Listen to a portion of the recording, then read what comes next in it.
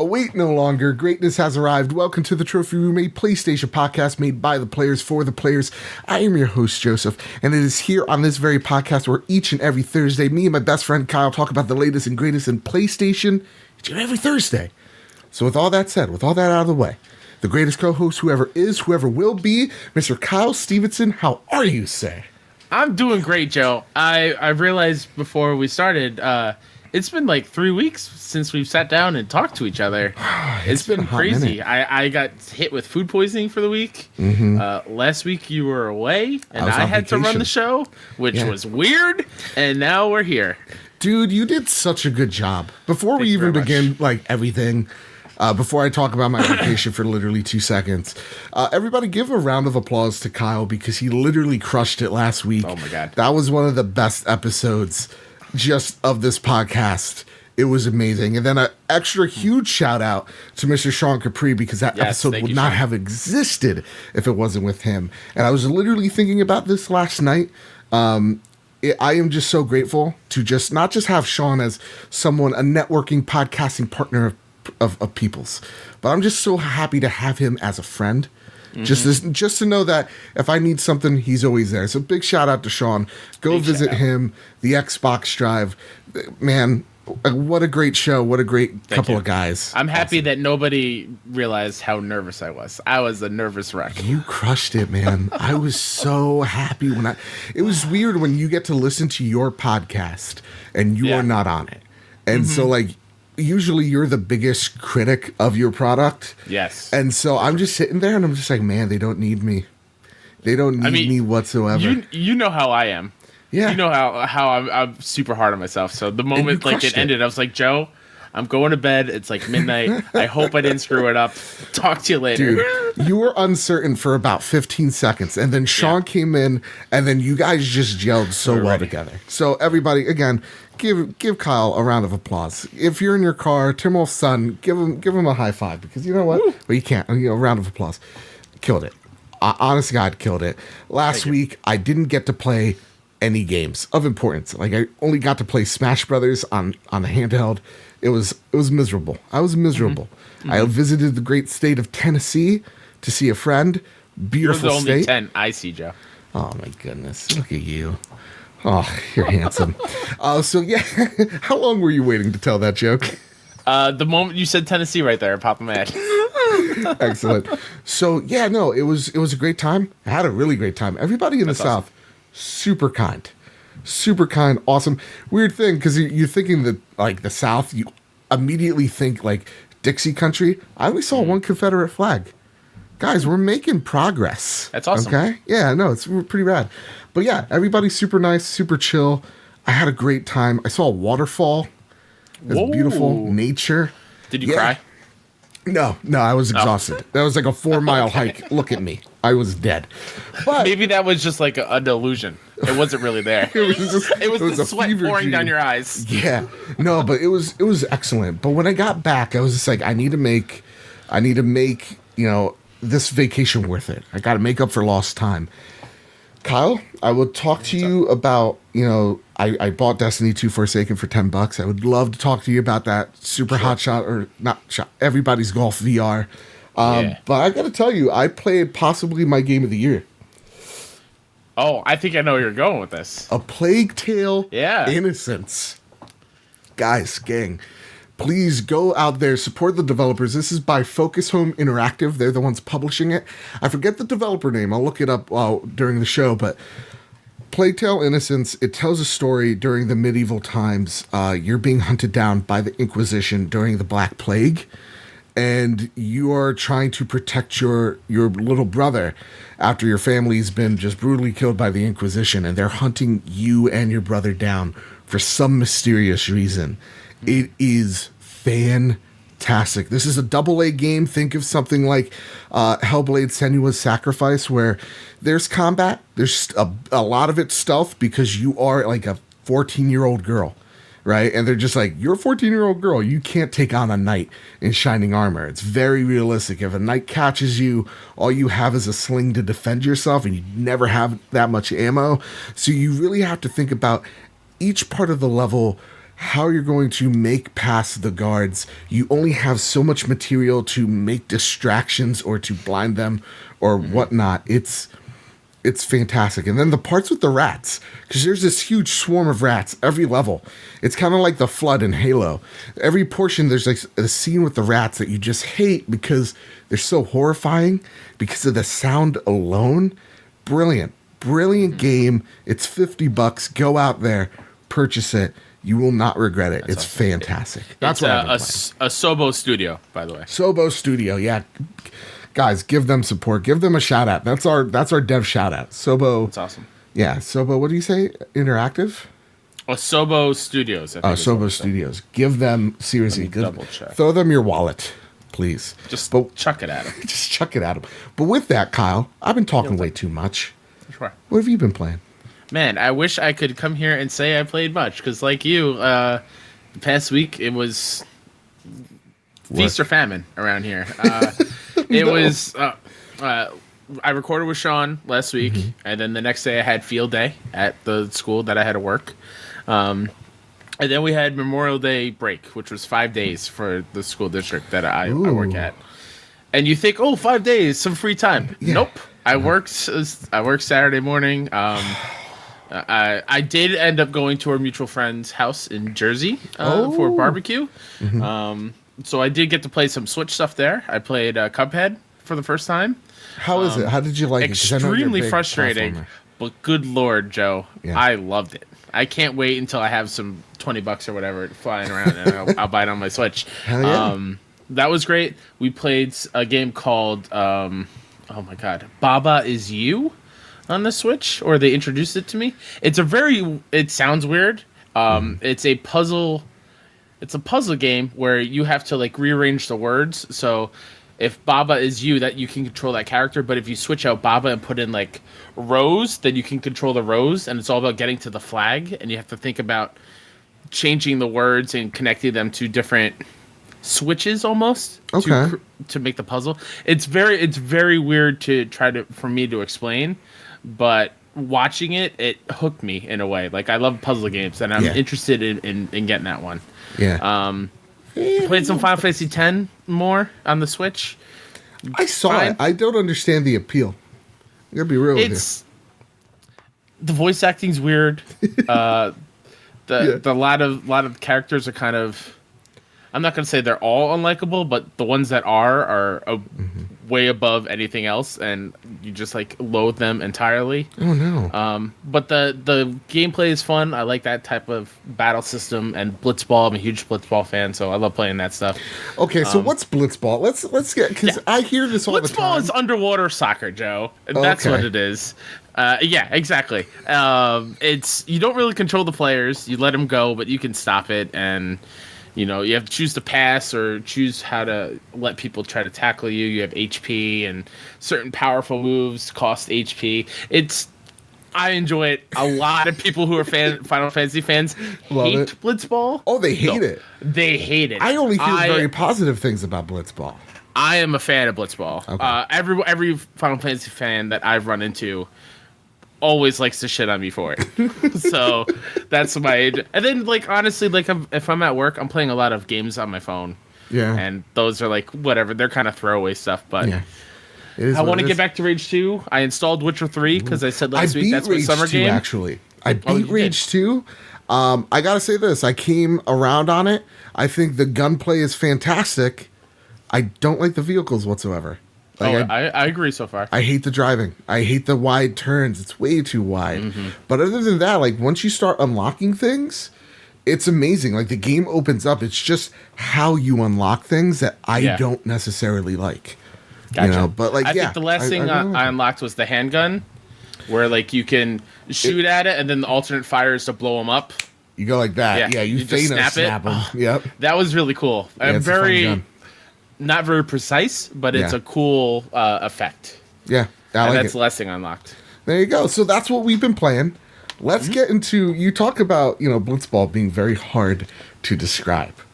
And when we talk about news stories, when it comes to news stories every week, there's always a list of news, breaking stories, of rumor stories. I don't have any sources stories. So instead of just calling them news, We're just gonna call them goobers. Kyle, what's the first goober? Actually, do you want to start this one because you wrote this? It starts with your thing. You know what? It says Joe. You know what? It does say Joe. Let's talk about Death Stranding. Let's talk about the trailer. We have some thoughts. I did a reaction to what was an almost 9-minute trailer for a video game. We don't see that at all. Like, I don't even think of the last game that had a 10-minute trailer. And we're not talking about a trailer and then breakdown of gameplay. It was just straight up trailer. You saw some hints of gameplay, but just a really weird trailer. So Death Stranding has come out. It is coming out November 8th. This trailer, I can't even describe it.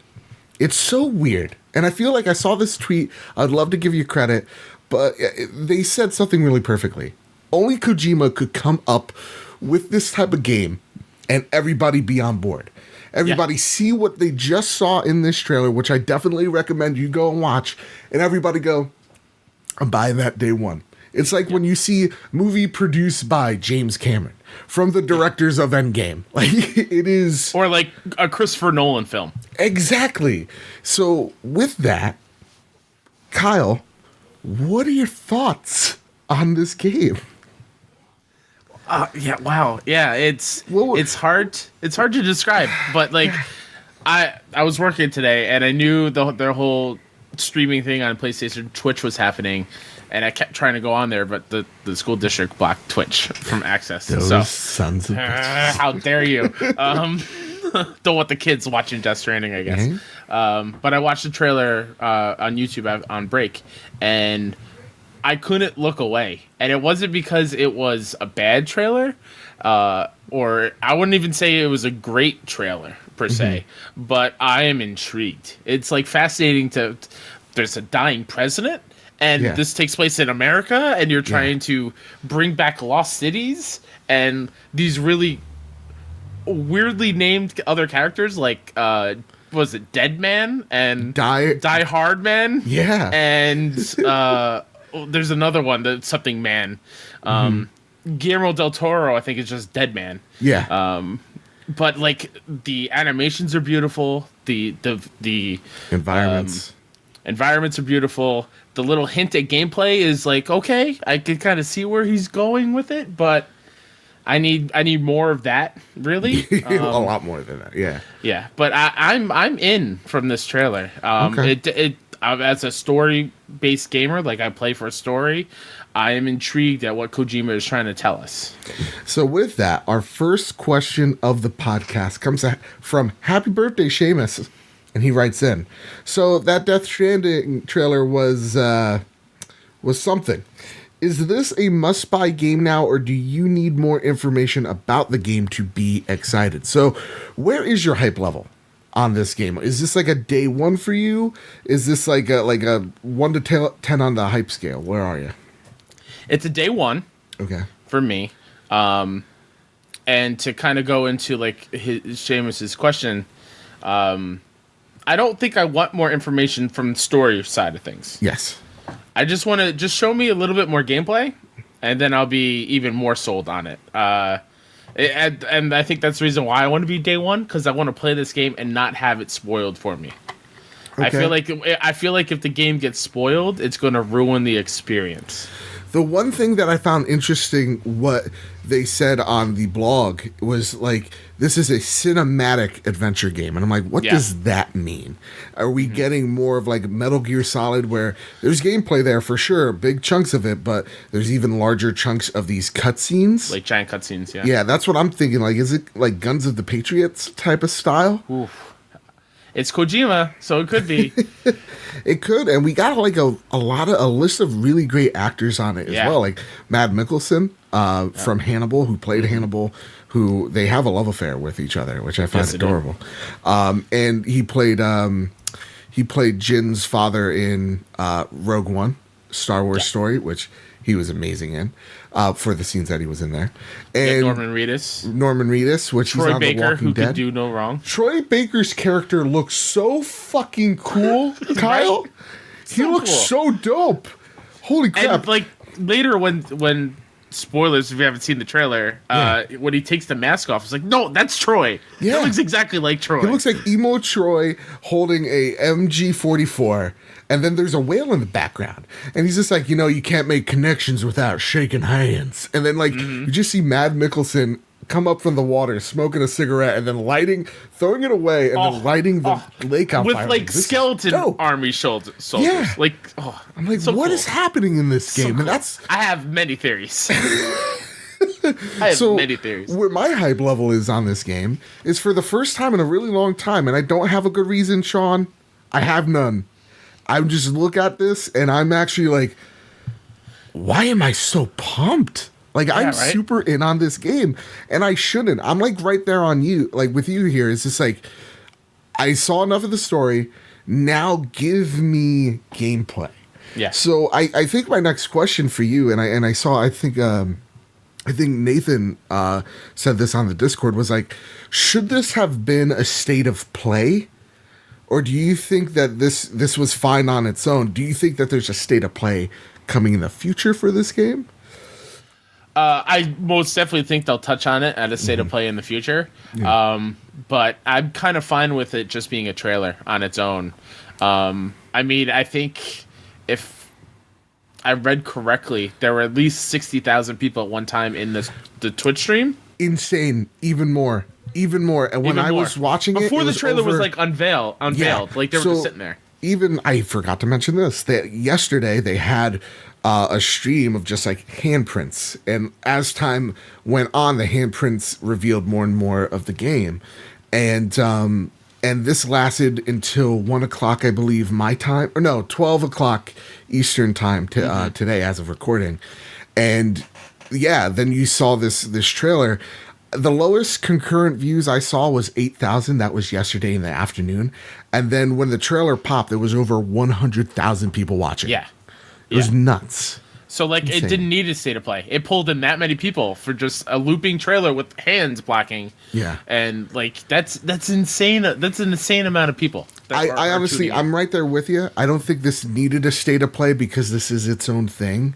And when I think of it, if we put it in the state of play last week or whatever, 2 weeks ago, everybody would have been talking about this and Final Fantasy. Maybe even this could have, or one or the other could have outshadowed each other. Yeah. So I think this was a great way of just this is our big thing coming out this holiday season. Be excited. And then that state of play 2 weeks ago was here's a couple of really cool indie things that we're working on, and here's Final Fantasy. And it gave all those announcements time to breathe, time to gestate, time for conversation, and then building up the hype again. Yeah. With that, we get a question from Sean Fraudery. God, that was bad. Sean the Fraud Capri writes in, third time, long time. I love Sean so much.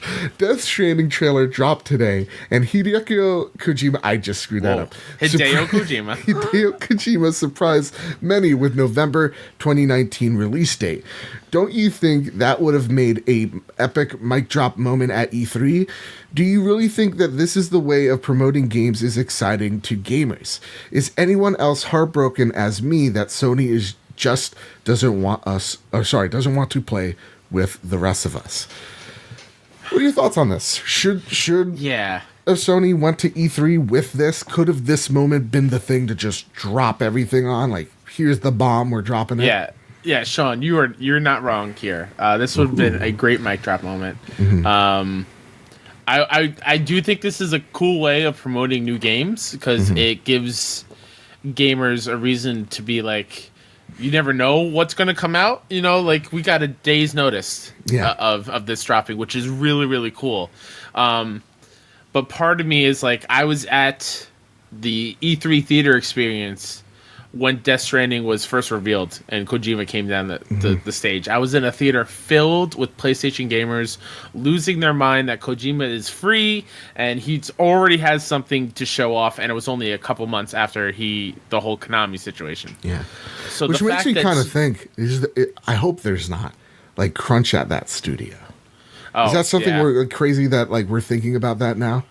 It is crazy. Yeah, it definitely is. But part of me, like, yeah, I wish Sony had a proper E3 show. Yeah. So I could be in the theater filled with PlayStation fans and watching that trailer, and then it ending, well, the first time with the date of November 8th, 2019, because that would have probably blown the roof off the theater. I don't know anymore, man. I don't think you need it. I don't think we need it either. Just selfishly, I think that would be really cool. Yeah.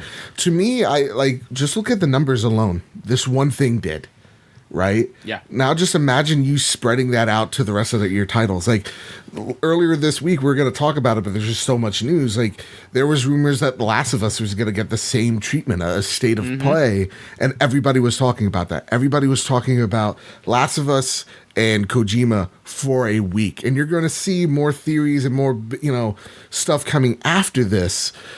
This was a week of just talking about Sony's game and getting hype for this game. Yeah. Whereas E3, again, I feel this in my bones, it is kind of out of date. It is like, it's not to say it's not awesome. It's not like I'm super happy to see Sean and Luke go to E3. Oh, yeah. I would love to be at E3. Absolutely. But at the same exact time, I don't think we need all those conferences on like one day. Like we're talking about logistically how we're going to be covering E3 this year. Mm-hmm. There's like, 2 or 3 conferences in one day? Like, Monday's got 3 big ones. There's going to be games that are going to be lost in the shuffle. Like we just talked about it, 2 weeks ago. Would we have been talking about like a game like Predator if we had, Final Fantasy and Death Stranding and in this one state of play, right? Yeah. So to me, I don't think E3 is needed anymore. I kind of just think E3 is going to change in the way of how it's done there. Like I don't think conventions in the near future are going to be where what E3 is all about. I would love to see E3 become more of a PAX situation where you're getting down on the floor talking to developers and just having more of those experiences rather than these big gaudy conventions that we kind of forget about in a week or two, Yeah, for sure. So that's what I think. But with that, let's move on to even more Death Stranding news. Yeah. Jesus, this game. Would you like to read all of this? I absolutely would love to. Okay. Death Stranding available November 8th on PS4. This comes from the PlayStation blog. The latest project from legendary game creator Hideo Kojima will be available November 8th on PS4. In Death Stranding, play as Sam Bridges and traverse a ravaged nation to reconnect a fractured society and save mankind from the brink of extinction. A special message from Hideo Kojima himself. People have created walls and become accustomed to living in isolation. Death Stranding is a completely new type of action game, where the goal of the player is to reconnect isolated cities and a fragmented society. It is created so that all elements, including the story and gameplay, are bound together by the theme of the strand, or connection. As Sam Porter Bridges, you will attempt to bridge the divides in society, and in doing, creating new bonds or strands with other players around the globe. Through your experience playing the game, I hope you'll come to understand the true importance of forging connections with others. Is it crazy that in just that little couple of paragraphs, that gave me more information than an 8-minute trailer? And we're still happy. We're still excited, guys. Yeah. and I don't know about you, Joe, and I don't know about the listeners out there. When he's talking about working together, like it's giving me Journey vibes. Ooh. It's giving me Journey. So I don't know if like there are other people playing different versions of Sam and trying to connect this thing together. Yeah, I don't know. Like they talked about Hades, and I would like to see that. Like, one player is in their own game and they're making a difference in your game, vice versa. Yeah, it's interesting. It's a really. I like that this game is making us think and ask more questions. Yeah. I like it. It makes me more invested into it. Yeah. Again, I complained for the same reasons why I'm happy today. It's just weird. Maybe it's just the hype. Maybe it'll go away in a few days. But I don't know. I dug it. I don't know. Anyway, with that, you may not know exactly what this game is or, what it's all about. But what we do know is that there's already pre-order incentives. Yeah, it is. And there's already collector's editions. Would you like to read the pre-order and collector's editions? Absolutely. Surely. Pre-orders also receive special gold versions of in-game items earned through gameplay. Number 1, gold Sam sunglasses. Dope. Number 2, gold hat. Always wanted a dope hat. Number 3, gold speed skeleton. Increase the speed of Sam's movement when equipped. Cool. And number 4, gold armor plate. Increase protection against any damage Sam takes. I like gold things. They're dope. They are dope. Let's get to the collector's editions. The special edition, which is going to go for $69.99 US dollars or $89.99 in Canadian funny money, includes a collectible steelbook case. Pre-order and receive all incentives offered through the standard edition. The special edition also includes a special gold version of the gold Ludens mask sunglasses earned through gameplay, as well as these digital bonuses. Death Stranding Timefall, which is original music from the world of Death Stranding, the music album digital download, and behind the scenes making of digital video. That's dope. That actually excites me. You never get to see that. You go like, here's an art book, but like I like this whole like, no, actually here's a making of. That's really cool. Yeah. Also, before we get into like the awesome huge collector's edition, one thing I can say about all these Death Stranding trailers, those songs have been stuck in my head after every trailer. I'm loving it. So the fact that they know that and they're putting together a soundtrack, I'm buying that soundtrack no matter what. Yeah, the music was dope. I even forgot about that. Yeah. The mega awesome You Call Yourself a Fan edition, which is the Death Stranding Collector's Edition, which is not the real name for it. That's Joe's name, I'm pretty sure. I hope. We'll just call it the Awesome Schlong edition. Sure. Oh God, that goes for $199.99 US dollars or $249.99 for that Canadian funny money, which includes all digital deluxe edition in-game items and bonus contents, the special edition steelbook, plus a life-sized BB pod statue, a Bridges cargo case, a Ludens keychain, and one more thing. Sony Interactive Entertainment and Sony Music Entertainment have partnered to create a full album of all new original music inspired by Death Stranding. Stay tuned to our official channels for details on Death Stranding Timefall. I'm excited for you to experience the cinematic adventure of Death Stranding. I hope you are. In November. Did I forget to edit that part out? Absolutely, I did. With that, I would like to say that a life-size BB pod statue is literally the bridge baby. That's what they call it. It's the one of the little pod. Yeah, it's the Norman fetus in there. Ironically, will not be sold in Alabama. Oh, God, got him. Got him good. No. That state's awful. Anything for a good joke. Hey, Kyle, I got a question for you. I'm ready. All right. Other than Injustice, I have a question. Are you getting any of these collectors, or are you just like standard is the way to go? I'm going to get this steelbook. Yeah, because I'm a slut for steelbooks myself. Same. So I got very excited today. I made a very stupid purchase. I'm ordering the BB statue one. Are you? So like that's the thing. My thing was I wanted to get a collector's edition of all the exclusives. Like over here on my shelf, I got them all so far, except for the Order one, which I had to sell. But that's a whole different other story. Don't worry, we don't regret that. That statue is dope.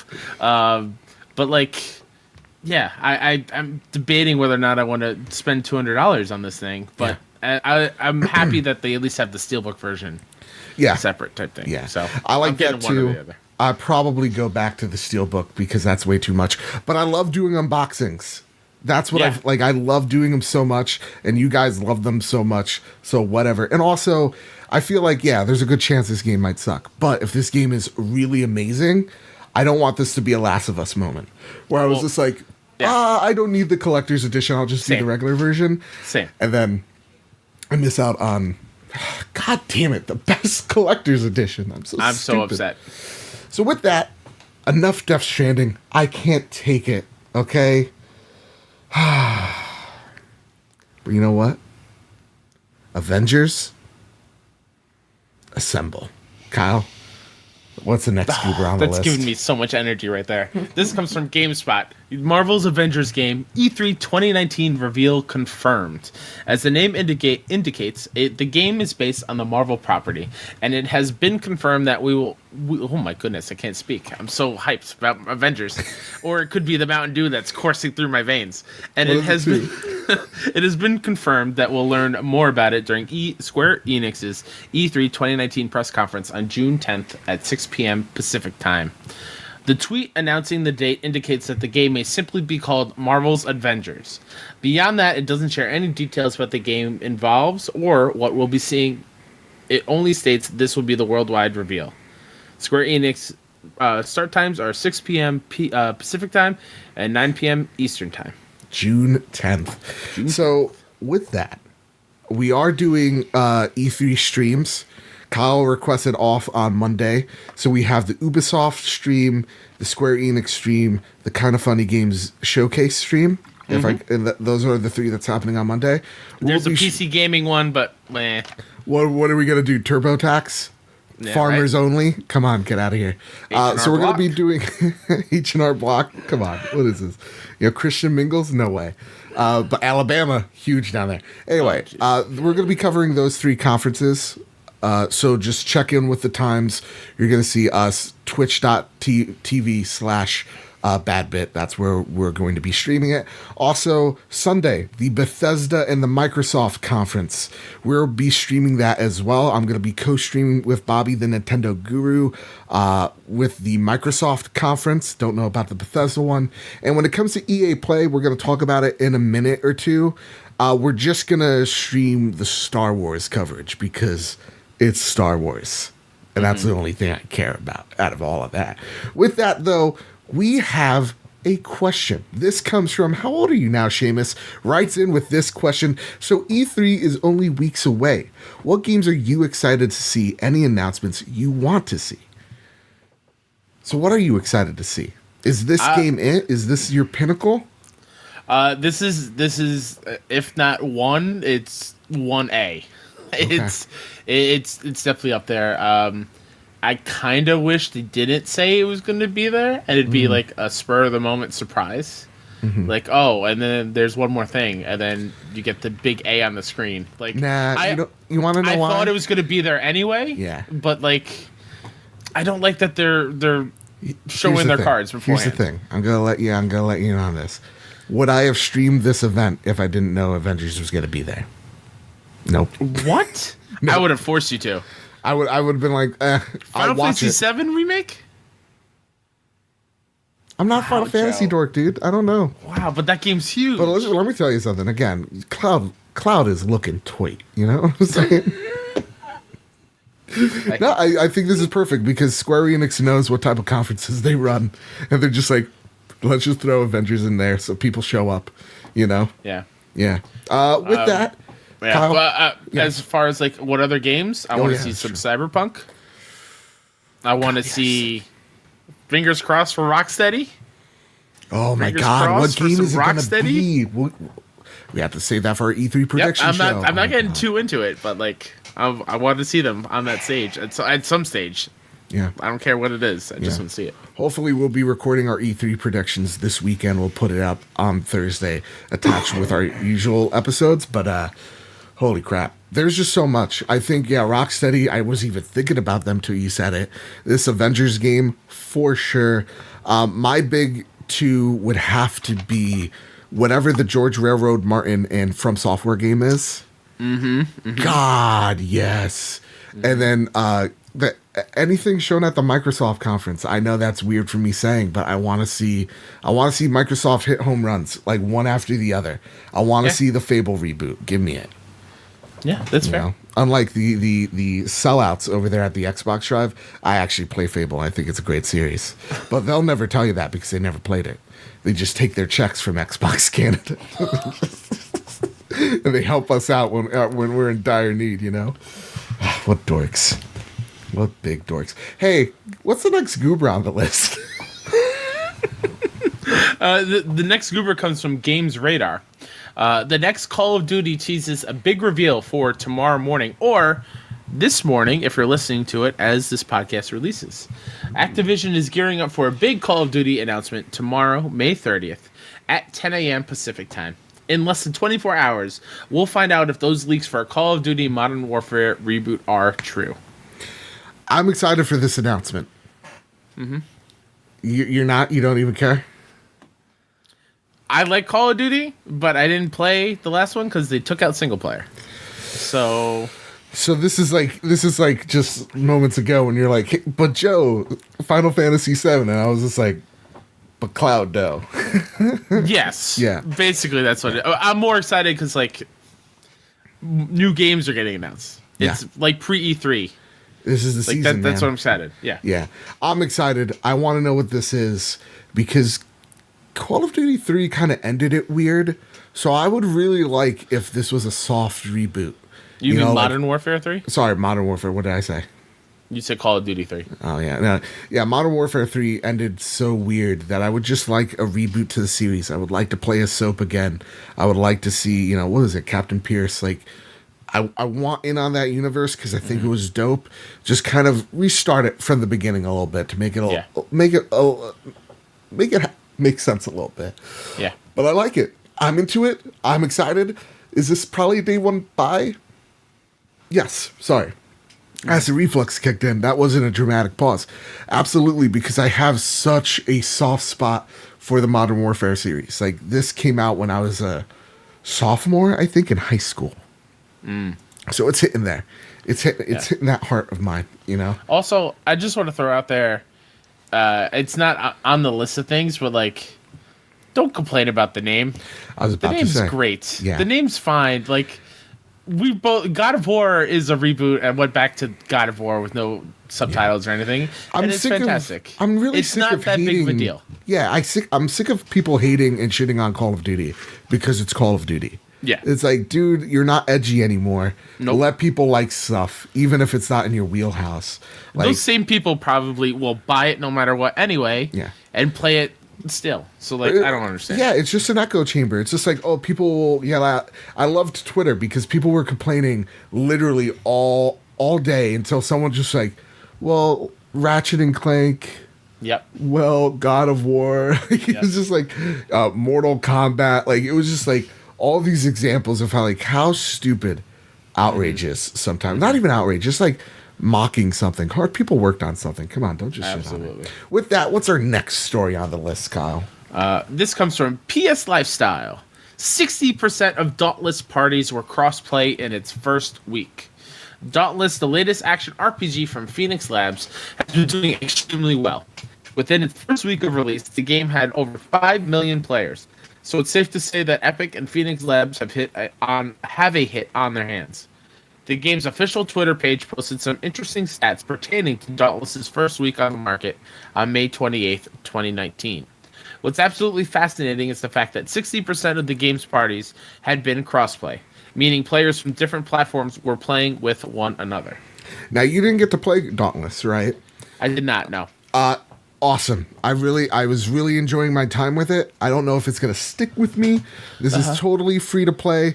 5 million people in less than a week. That's crazy. Nuts. 60% of them being cross-play. That's awesome. Like, you'll see, like, on the upper left-hand side of the screen, you'll see if people are playing on PC or another console, and you were seeing that. Like, I saw a lot of PC players with me. And I thought that was so awesome. It was the first time in a really long time, like, where it brought me back to my World of Warcraft days. I miss you, Vanilla WoW. Don't worry, I'll see you in August. Where I was stuck in a line. A queue? A queue. I say queue. A queue. A queue. Of like, I think the tops was like 60,000 people. Like, I was like behind this line of 60K, and I was just like, that's how popular this game is. It is Monster Hunter Light, and I loved a lot of it. I can't wait to see as that game fleshes out what it's going to turn out to be. So earlier when we were talking about what we've been playing, you didn't mention it. You're enjoying it? It's good? It's fun? Yeah, it's fun. It's fine. I like it a lot. I think there's something there. Is it going to hold me? Probably not, because it got Blood and Truth coming, but we'll see after E3 what's going to happen. Also, I have another game that I'm playing that I really can't tell anybody about, but you'll see in July. What do you have, Joe? Just something I'm cooking up. How dare you? What's the next goober on the list, Kyle? This one comes from IGN, and this one's awesome. Infamous devs celebrate 10th anniversary with look at early development. Developer Sucker Punch is celebrating the 10-year anniversary of the franchise by sharing some behind-the-scenes details of the game's conception and development. These include some simple logistical facts like name changes, but also some incredibly significant changes to gameplay that could have spelled a very different direction for the franchise. Number 1. The original working title for Infamous was True Hero. We tried out many titles, and even at the E3 2007 reveal, we were awaiting legal clearance for Infamous. We had a backup trailer ready with an alternate title just in case. But luckily, Infamous was approved in time. I gotta just stop here and just say that same thing that happened with Anthem. It was supposed to be called Beyond, and it was Anthem. So we see this down to the wire still, but this time it worked in its favor. What's the next thing we learned? Number 2. In an early version, you could switch out of your superhero outfit into civilian clothing by changing in phone booths. Very happy that's not a real thing. Yeah, I was gonna say that'd be cool. I don't know. Ah, man, I don't know how I feel about that. You don't want to do the cliche superhero thing? But again, it could be the game was going in a different direction, but I don't know. I couldn't see Cole doing that. Okay. Number 3. At one point in production, before a name for the hero was chosen, the studio referred to him by the nickname Gear Wolf, and he had a completely different hairstyle. Thank God they chose Cole, right? Yeah, I'll agree on that one. Number 4. Characters once spoke in a gibberish language, and interactions included emotes instead of full dialogue. Thank you, Sucker Punch, for not doing that.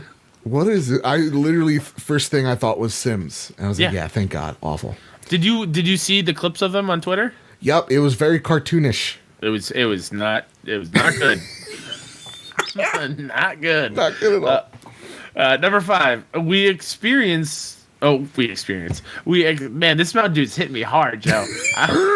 Is it Code Red? Is it Code Red? No, that it was regular. Like son of a bitch. I'm doing the Dew, Joe. Number 5. Some people ride the lightning. Kyle does the Dew. We experimented with light character customization that allowed you to change your hair, outfit, and more. God. Number 6. At one point, the hero could do vehicle stunts, including motorcycle parkour. That was a cool video that they had up there for that one. I'm happy that it wasn't part of the game, though. Ben Studio. I'm looking at you. Let's do it. And number 7, we also experimented with the ability to skate through the city using an invisible energy field. That was dope. That was dope. There is one more that's not on here. Yes. I left a few out. Yeah. If you still call Sucker Punch, the voicemail is still Zeke's voice. They still have Zeke's voice as like the overarching voicemail person you talk to. Yeah. That's so cool. Kyle, I put this in for you because I know you love Infamous. I love Infamous so much. Yeah. I realize Sucker Punch is doing Ghost of Tsushima, and we probably are not going to see a new Infamous anytime soon. But man, what a great franchise that is that Sony has under their belts, and I hope we go back to it. I hope it's just not done forever. Same thing with the Resistance. Well, we had Powers. You know how that turned out. Oh, don't remind me of Powers. Hey, Sean Capri, look, we mentioned our failures too. What an unneeded yuck. Yeah, I know. Our next Scoober on the list, Kyle. This comes from Twitter, which is an odd news source, but there it is. I found it there. Yeah, you found it there, which is fine. Yeah. All the EA Play 2019 live stream details and more. EA Play is only 10 days away. We're here today for 2 things. A reminder to register for tickets if you want to join us in Hollywood, and for everyone else, a rundown on all the great content we're set to bring you through live streams. First things first. If you don't have your ticket already, let's fix that. Apex Legends, Star Wars Jedi Fallen Order, Battlefield 5, Anthem, The Sims 4, and some of your favorite EA sports games will all be at EA Play. And best of all, the event is completely free. For those that can't make it out to Hollywood, we have a whole lot of content for fans to get into. We're taking you deeper into our games this year with 3 hours of live stream content on Saturday, June 8th, bringing you gameplay and insights from 6 of our biggest franchises. It all starts at 9:15 a.m. with the countdown to EA Play, followed by the franchise live streams. Pretty sure that's Pacific time, 9:15 a.m. Pacific time. And I specifically don't give a shit. Now, here's the reason as to why. interestingly enough, and the reason why this made the news is they say Anthem's there, but when you look at the stream schedule, you have Countdown to EA Play at 9:15, 9:30 Star Wars Jedi Fallen Order. That's what we care about. Then we got Apex Legends at 10, 10:30 Battlefield 5, 11 through 11:30 all their sports bullshit, and then 12 Sims 4. And there's no Anthem in there. Yeah. Anthem's social media has been absent for over a month. Their community head over there says that they're working on stuff, very exciting stuff. Yikes. This is not a good sign. You got to think if they're just kind of like heads down, trying to make it the best experience as possible, right? Do you hope that that's the case? Do you think that they can make this game a thing in less than a year, or do you think that in no time flat EA is gonna pull the resources on this thing? I don't know if EA will pull the resources on it yet. Okay. I do think that the game will be completely different in a year's time. Yeah. And I think for the better. I think you think of other games like the First Division. It was a completely different game a year out from everyone that I know that have played it. So games can change drastically like that, and I think BioWare knows that, EA knows that, and I think that's kind of why we haven't heard anything. They kind of want to fix it and try to get it to be as don't talk about something if you don't have anything. Yeah, for sure. This is a damn shame. It's a real damn shame with this game, because I know so many people like Luke Lore enjoying their time with it, and it sucks. Like, I was talking to Luke the other day, and he's just like, man, I'm embarrassed that like one of my favorite games this year is Anthem. And I'm like, don't be embarrassed. Yeah, don't be embarrassed. And he's just like, yeah, and I got this weird rash. And I'm just like, dude, that's way too personal. He's like, make sure though you share that on the podcast. I was like, I will. He's like, it's weird. It's fungal for sure. Oh God. Went to the doctors. They gave me a cream for it, and it's just not. It's intensifying. I'm sorry, Luke. I'm so sorry. It's on his foot, you perverts. Anyway, yeah, it's just sad that that's the case. I've been saying it since the game came out, and I just don't see this. I don't see it lasting this year, man. I just see EA looking at Apex Legends, going, we need to push this and pour money into this as much as possible, and we need to let this go because they're all about money, man. And this year seems very barren for EA. So. Yeah. With that, you want some free stuff? I feel like we need free stuff after the news. I love story free like stuff. This. Let's get to the next goober, sir. June's free PS Plus games are Borderlands: The Handsome Collection and Sonic Mania. Borderlands: Handsome Jack Collection is the first game we're getting. Getting excited for the freshly announced Borderlands 3, launching later this year.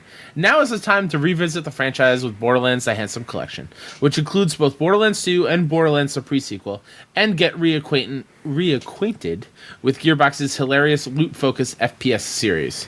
Not only does the Handsome Collection include all DLC for both titles, enhanced local multiplayer, and remastered visuals, but if you played either title on PS3, you can carry over your save data and can pick up where you left off in the PS4 version. The second game, which is Sonic Mania, which I hear Sonic is real in with the kids nowadays, Joe. Real in. I know you did. I want to make sure I got in there.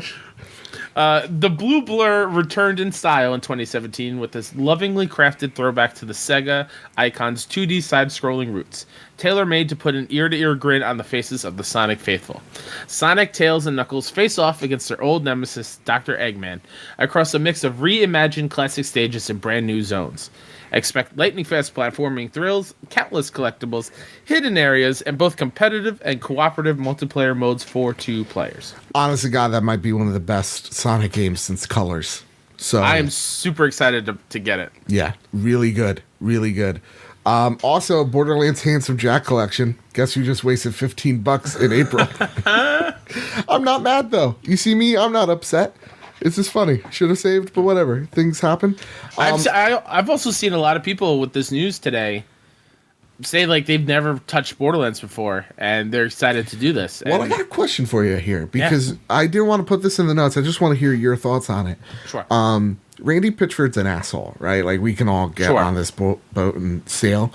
Yeah. He posted a video. It was just like, for your consideration, and it was straight up animal abuse. It was like a small room with a cat and a lobster, and the cat pats the lobster, and you see the lobster clamp on the cat's hand, and you see the cat freaking out. I did not see this. And Siri's freaking out because of it. Siri, knock it off. No one likes you. So He really did that? Yeah, he did that. And a lot of people in the Discord are like, well, I'm not buying Borderlands 3 because that's straight up animal abuse. I've tried to ignore Randy Pitchford's all his bullcrap, what he's done, but this is the line you crossed. What do you feel on that? Because I'm quite torn. Because, like, I know Randy Pitchford's an ass, but whether I support this game or not, he's going to remain an ass. I don't want to hurt the good people at Gearbox who are making something great, because Randy isn't attached to Borderlands. You know, this is a totally different team, totally different creative director. So, like, Randy's a dick, but, like, it's that difficult. video bums me out. I didn't realize he did that. Mm-hmm. Yeah, I am torn because I don't want to give somebody like that any sort of satisfaction that people are enjoying something he's attached to. But I know how hard that team's working, and they've worked for a long time on that game, on Borderlands 3 coming up. And obviously I want to support them and all their hard work. I'm still going to get the game because I love Borderlands, but it's making it harder, right? It is making it harder, but you know what I'm going to do? I'm going to take a page out of Mr. Gary Whitta's book, where whenever he goes to eat at Chick-fil-A, he donates money to a LGBTQ fundraiser or charity. So what I'll do is, when I buy Borderlands 3, I'll donate to an animal rescue shelter or something like that to kind of offset the karma, I guess. Yeah. But, difference between Chick-fil-A and Randy Dickhead Pitchford is that he's not selling delicious chicken at a reasonable price. You know, you can't get Chick-fil-A biscuits anywhere else but Chick-fucking-fil-A, and they know that. The chick knows that shit, dude. I'm on the same boat with you. It's just, for me, it's just like, God, how many things do I buy from Johnson & Johnson? And you see like things in the news with them in terms of like opiate addiction. And yet I'm buying their hand wash, right? So, like, for me, it's just like, I understand Randy's a bad dude. At this point, he shares stuff like that. I can't say anything but, without meeting him face to face, for what I've seen, kind of a dick person. I can't though ignore the hundreds of good people, presumably, that work there, that are employed because, this game. So for me, I'm still on the board of buying it, but I swear to God, Randy, push me one more time. You know what? I double dog dare you, Randy. Hold on. Tim Olson, cover yours for a second. Okay. To quote Randy Pitchford, why would you fuck me on this, Randy? Why would you do this? End the story. Oh, God. Oh, God. You can uncover your ears, Tim Olson. Oh, God. Don't worry, I know. What was the guy from THQ? Whatever, he's going to take all the bad stuff out. Shout out to Dave. Shout out to Dave, dude. Our last story. This one's a big one. So would you want me to just cut to the point here? If you want, I have no issue reading Let's just do it. I'm just gonna cut the point here. Days of Play starts June 7th for 11 days. So that's approximately what, till the 18th? No, 17th. For the 17th. I'm a big dumb idiot. Don't even worry about it.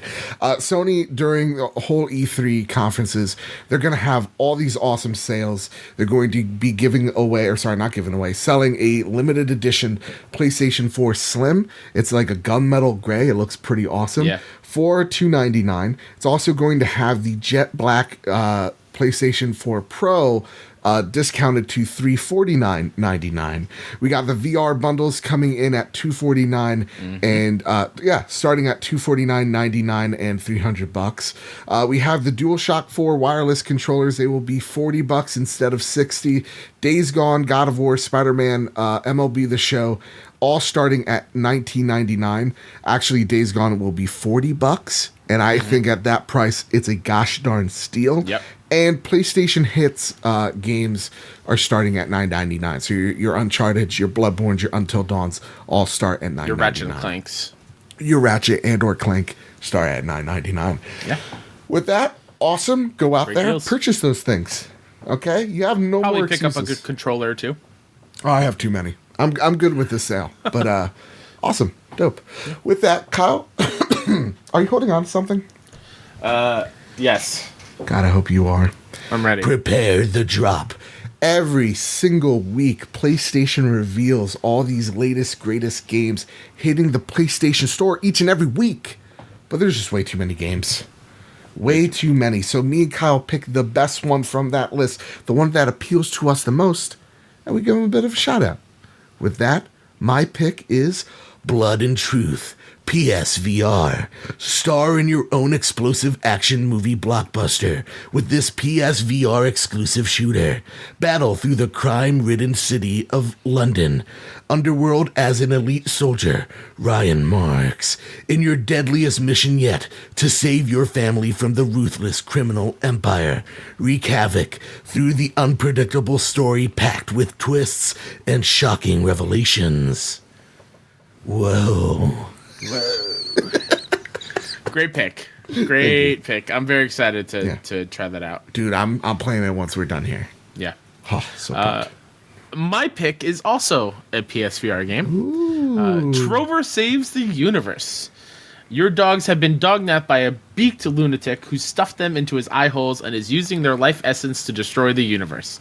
You're partnered with Trover, a little purple eye hole monster who isn't a huge fan of working or being put in the position of having to save the universe. This is the guy that created Rick and Morty. It's Justin Roiland. Game looks hilarious. Yeah. I'm very excited to try it out. A huge week for VR titles, Joe. Dude, huge. These two, and also titles. Five Nights at Freddy's is out this week on VR. Yeah. Also, DayZ. We might as well list the whole thing. Sure. That's there if you like that game. Yeah. All the games are coming out. Big week. Big week. With that, let's wrap the show off like we do each and every week with Andrew House's snail mail. Oh, boy. Now, you can send your questions in via PS Trophy Room on Twitter. I implore you to do that. You can even send it in through the Casa de Bad Bit Discord channel. I search each and every Wednesday, probably at like noon every Wednesday. I ask you guys for questions. You give me your questions. We answer them on the show. Simple as that. Or you could pen a letter, because what's better than penning your thoughts down on a piece of parchment? And you could send it to Andrew House. His house, his address. I can't tell you on the air. It's our little secret. And each and every week, I steal his mail. Now, did I say I was in Kansas and Tennessee and Kansas last week? No, I was busy. I was busy drilling through the Atlantic. I was built a machine, okay, because the airfare to Britain is getting out of hand. It really is. I'm sure. South by Southwest called me. They're like, we're concerned. So what I did was I constructed a device, elevator, if you will. Mm-hmm. But this goes through the old World War I, like telecommunication lines through the United States and Great Britain. It's under, a couple thousand feet under the sea level. No mere submarine can go through here, but I can. And I constructed this device to this telephone wire. I then went up into Andrew House's house through this chimney sweep, and I took his mail. Easy as that. And then I found out there was a whole bunch of Nissan, letters, so I just threw them in the fire. He doesn't need those. It's like, here, employee training for Nissan, because that's where he works out, freaking nerd. He left PlayStation for Nissan, and we feel bad that I break into his house every week. Cut me some slack. Can I read what you put in the notes? Because you didn't even read that part. Oh, sure. Andrew House hasn't worked at Sony for over a year. I beg of you, please stop stealing his mail. You wrote that for yourself, and then you still stole his mail. Yeah. There's a little part of me that feels a little guilty, but I blocked that. I blocked that thought. It doesn't even appeal to me, you know. The Winter Gamer. First off, I gotta say, the Winter Gamer has the fucking coolest name. That's a good name. Every time, you know what? I'm thinking of the Winter Soldier, but I'm thinking of when he's walking up to Fury and he's just like reloading, like a fucking badass. That's every time I'm like, Winter Gamer is such a sick name. Anyway, he says this. With Sony looking into doing movies and shows for their own IP, do you think Sony can come up with new IP that ties into a game series where the story continues from the game to the show, then back to the next game? Now, we've seen this with shows like Defiance and Quantum Break from Xbox. So it's a hard no. Yeah, it's a no for me, dog. It's a no for me. It hasn't worked yet. I think, like last week's episode, the thing that I want a show for, and I'm, as the kids say, dead ass, bro, is Days Gone. I want a show for Days Gone. I want the writer of Sons of Anarchy on that show. Because that's what that game gives me, that feel of just Sons of Anarchy, and there's zombies here. And I would just love nothing more to see that world in Days Gone as a TV show. You know, and my one question too is like, are these shows exclusive to the PlayStation Network, or are we throwing these out to Netflix? Like, if I was Shu, you know, that's an interesting take. I don't know where they would live. I hope they're PS View exclusive. God, no. Oh, no. Oh, no. You know that's the case, though. Oh, no. Christ. That's bad. Oh, that's bad. I apologize for even putting that out there in the world. Yeah, I'm sorry.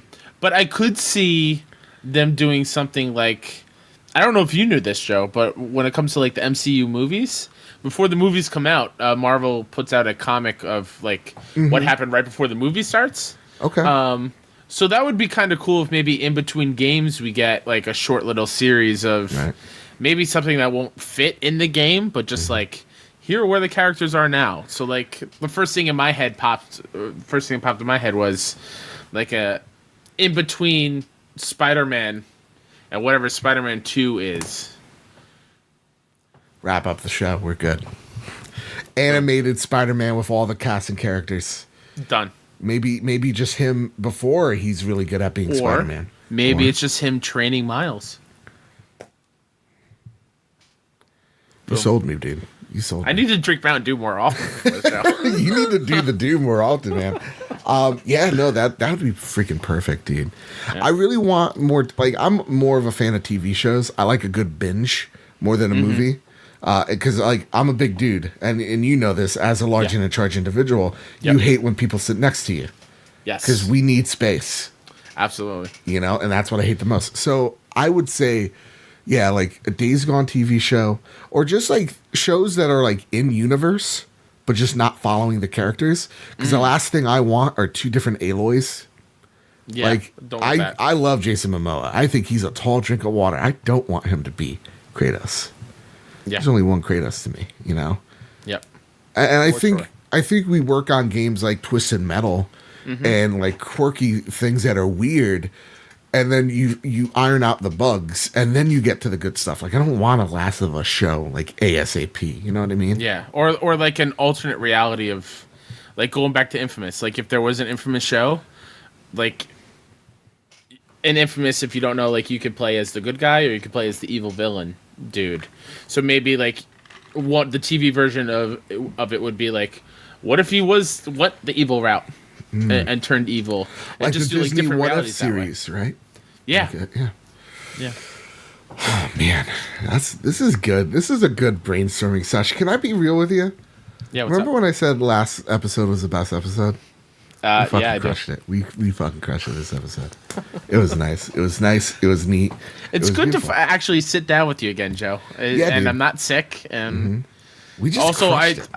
I don't think I shouted him out last week, but thank you, Todd, for filling in for me that other week. I forgot to say that, I think. Dude, so great. Todd is so awesome. Yeah, thank you, Todd. Thank you, Sean. Thank you, Joe. Everybody that helped out the last month while we were getting our shit together. Amazing. Thank you all so much. And there's so much bigger news coming in June, July that we have for the trophy room. We're just not allowed to say it. But in the month of June, we are going to be trying. Here's one thing I will give away. For the month of June, we're going to be finding LGBTQAI streamers, content creators. So if you know anybody in the LGBTQ plus community, please send them our way. We want to get people that we don't know about. Because the thing is, when it comes to the LGBTQ community, not a lot of people know this. Not only are they a super marginalized group, but when it comes to YouTube, it is so hard to break through just as a small creator, but just as an LGBTQ content creator, because your videos are constantly getting flagged. Mm-hmm. Constantly. You know how Ben Shapiro cries? This is actually real.